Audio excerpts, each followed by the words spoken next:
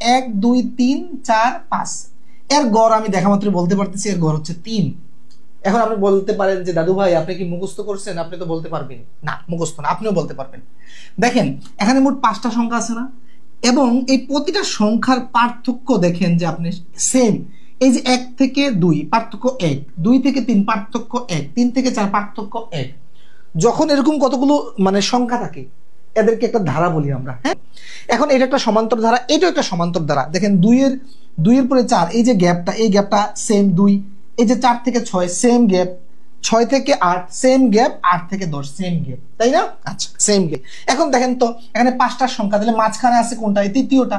এদিকে 2টা, এদিকে 2টা, তাহলে মাঝখানে আছে তৃতীয়টা।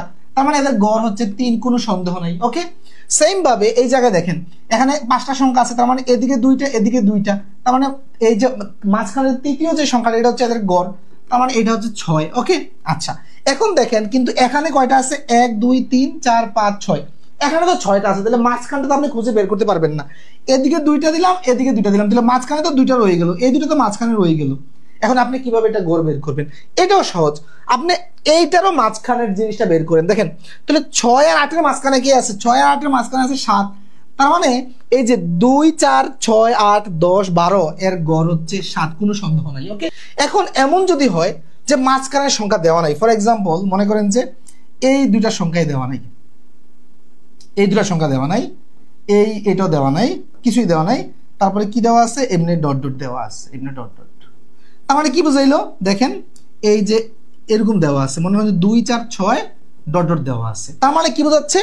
এই যে নাম্বার সিরিজটা এইভাবে বাড়তেছে, যে প্রথমে 2, পরে 4, তারপরে 6, তারপরে 8 10 এভাবে হবে, মানে কি পার্থক্য 2। এরকম যদি হয়, দেখেন আপনি মাঝখানের সংখ্যা কিন্তু নাই, এখানে আপনি মাঝখানের সংখ্যা খুঁজে পাবেন না। তখন কি করবেন? আমার মাঝখানে কি আছে সেটা বের করতে হবে, ঠিক মাঝের ভ্যালুটা। আপনাকে মাঝের ভ্যালুটা বের করতে হলে কি করতে হবে? এই 2 প্রান্ত আপনি যোগ করে দেন, এই 2 প্রান্ত যোগ করেন, তার মানে 6 আর 2 কত হয়? 6 2 14 হয়।